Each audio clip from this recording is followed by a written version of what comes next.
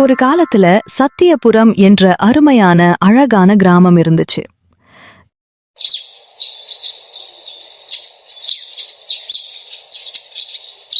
அந்த ஊர்ல ஒரு நிலம் ரொம்ப காலமா யாருடையது என்று தெரியாமலேயே இருக்கு. இத தெரிஞ்சுக்கிட்டு அந்த ஊருக்கு வணிகம் செய்ய வந்த நபர்கள் இது என்னுடையது இது என்னுடையது என்று உரிமை கொண்டாட ஆரம்பிச்சாங்க. ஒரு நாள்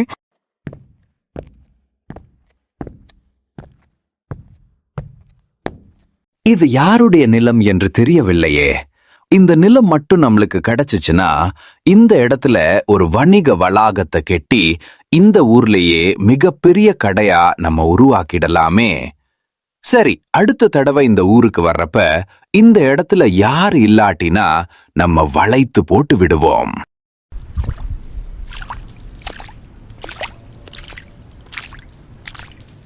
ஆஹா, இந்த இடம் மட்டும் என்னுடையதா இருந்துச்சுன்னா இங்க பெரிய மாட்டு சந்தைய போட்டு இந்த ஊர் மக்கள் கிட்ட நல்ல வியாபாரம் பண்ணிக்கிறீவனே.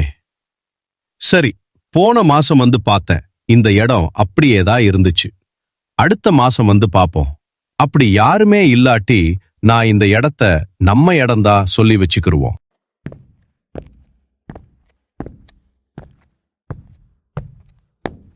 இந்த இடம் என்ன ரொம்ப நாளா காலியாக இருக்கு.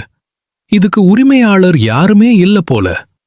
இந்த இடம் மட்டும் நமக்கு கிடைத்தால் இந்த இடத்துல ஒரு வைரக்கடையை வச்சு இந்த மக்கள் கிட்ட நல்ல வியாபாரம் பண்ணிடுவேன். சரி, அடுத்த முறை வந்து பாப்போம். இந்த இடம் மட்டும் இதே மாதிரி இருந்துச்சுன்னா நம்ம உரிமை கொண்டாடுவோம். இப்படி இந்த 3 பேரும் இந்த இடத்த பார்த்துட்டு தன்னுடையதுதான் என்ற உரிமை கொண்டாடணும்னு நினைச்சிட்டு இருக்காங்க. இதுக்கிடையில இந்த நாட்டோட அரசன் வீரசேகரன் இவரு ரொம்பயும் புத்திசாலியா இருந்தாரு. அது மட்டும் இல்லாம மக்களுக்கு பெரிய மனசு கொண்டு உதவி பண்ணாரு. ஒரு நாள்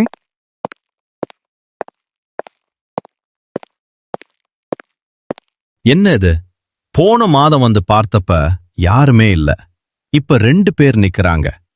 ஒருவேளை இடம் இவங்க தான் இருக்குமோ?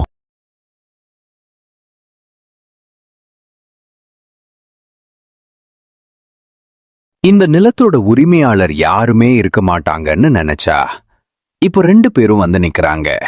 ஒருவேளை இவங்க தான் இந்த இடத்தோட சொந்தக்காரங்களா?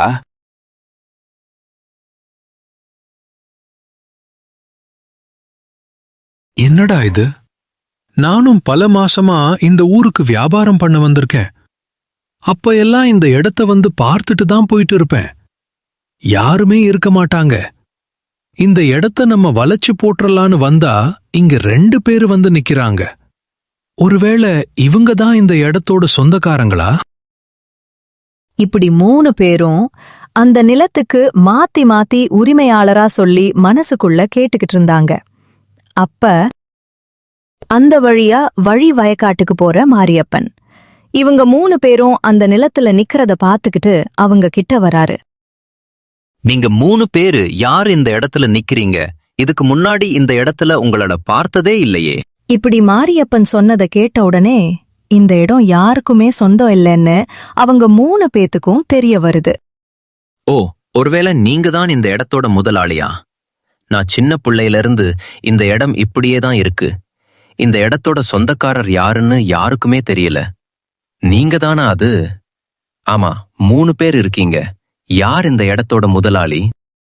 இப்படி சொல்லிட்டு மாரியப்பன் அவரோட காட்டுக்கு கிளம்புறாரு. அதுக்கப்புறம் இந்த 3 பேரும் இந்த இடத்த தனக்கு சொந்தமாக்கிறேன்னு நினைச்சு நிக்கிறாங்க. இங்க பாருங்க, இந்த இடத்துக்கு நான் தான் முதல்ல வந்தேன். அதனால இந்த இடம் எனக்கு தான் சொந்தம். தயவு செய்து நீங்க இந்த இடத்துல இருந்து கிளம்பிருங்க. டேய், இந்த இடத்த உனக்கு விட்டு கொடுத்துட்டு நான் போயிடுவேன்னு நினைக்காத. ஒழுக்கமா 2 பேரும் இந்த இடத்த விட்டு கிளம்பிருங்க. இந்த இடம் எனக்குத்தான் சொந்தம். நிறுத்துங்க. இப்படி சண்டை போடுறதுக்கு நம்ம அரசர்கிட்ட போய் முறையிட்டோம்னா அவர் இந்த இடம் யாருக்கு சொந்தம் என்று சொல்லிடுவாரு. என்ன, அரசர்கிட்ட போலாமா? யார் நீங்கள்? உங்களுக்கு என்ன வேண்டும்? உங்களை பார்த்தால் வெளியூரிலிருந்து வந்த மாதிரி தெரிகிறது. நாங்கள் வெளியூரிலிருந்துதான் வருகிறோம். ஆனால் இங்கே எனக்கான ஒரு நிலம் இருக்கிறது.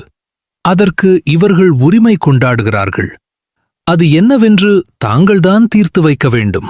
இல்லை அரசரே, அது என்னுடைய நிலம்தான். இவர் பொய் சொல்கிறார். தாங்கள்தான் அதை மீட்டு என்னிடம் தர வேண்டும். அரசரே, இவர்கள் 2 பேருமே பொய் சொல்கிறார்கள். அது உண்மையில் என் நிலம்தான். நீங்கள் பொறுமையுடன் விசாரித்து அந்த நிலத்தை எனக்கு வாங்கித் தாருங்கள். நிறுத்துங்கள்.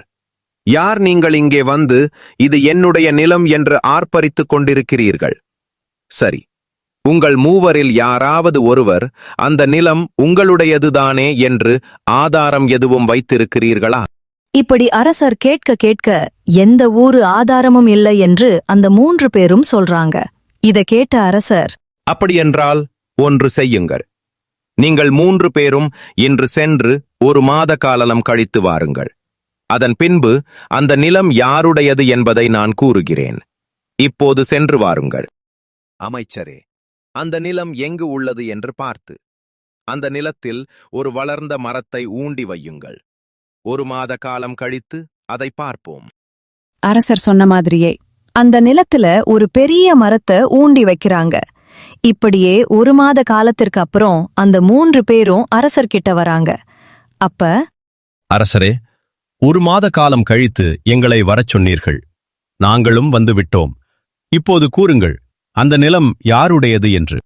சரி, தீர்ப்பு வழங்குவதற்கு முன்பு நான் அந்த நிலத்தை ஒரு முறை பார்க்க வேண்டும்.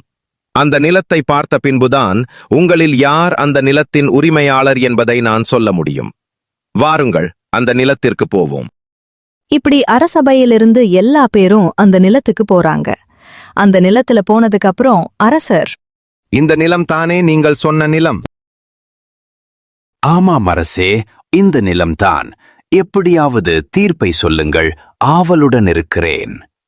இதற்கு இடையில அந்த நிலத்துல திடீர்னு அந்த மரம் எப்படி இவ்வளவு பெருசா வளர்ந்திருக்கும்னே அந்த 3 பேருக்கும் ஒரு சந்தேகம் இருந்துகிட்டே தான் இருக்கு. இந்த நிலம் உங்களுடையது என்றால் இந்த மரத்திற்கு எத்தனை வயது இருக்கும் என்பதை என்னிடம் கூறுங்கள்.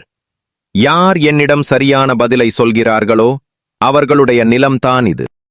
இப்படி அரசர் கேட்டவுடனே இந்த மரம் நான் தான் வைத்தது என்பதை உறுதி செய்வதற்கு 3 பேரும் ஒவ்வொரு வயதை சொன்னாங்க. அரசரே, இந்த மரத்திற்கு 100 வயதாகிறது. இல்லை அரசரே, அவர் கூறியது போல இந்த மரத்திற்கு 100 வயது ஆகவில்லை. நான் தான் இந்த மரத்தை இங்கே நட்டு வைத்தேன். இந்த மரத்திற்கு 50 வயதுதான் ஆகிறது. அரசரே, இவர்கள் இருவரும் கூறுவது பொய்தான். நான் தான் இந்த மரத்தை நட்டு வைத்தேன். இந்த மரத்தின் வயது 50 இல்லை, 100 இல்லை. அந்த மரத்தின் வயது 75 தான் ஆகிறது. நிறுத்துங்கள். நீங்கள் 3 பேரும் சொல்வது பொய் என எனக்கு தெரிய வந்துவிட்டது. ஏனென்றால் இந்த மரத்தை நட்டு வைத்ததை நான் தான். இந்த மரத்திற்கு எத்தனை வயது என்பது எனக்கே தெரியாது. நீங்கள் 3 பேரும் இந்த நிலத்திற்கு ஆசைப்பட்டுதான் பொய் சொல்கிறீர்கள். மரியாதையாக இந்த இடத்தை விட்டு ஓடிவிடுங்கள். இல்லையெனில் நான் உங்களை சிறைச்சாலையில் போட்டு விடுவேன். இப்படி சொன்ன உடனே எங்களுக்கு நிலமே வேணாம் என்று தலை தெறிக்க ஓடிவிட்டனர். இப்படி அரசருடைய புத்திசாலித்தனத்தை பார்த்து அந்த நாட்டு மக்கள் வியப்புல மூழ்கி போயிட்டாங்க.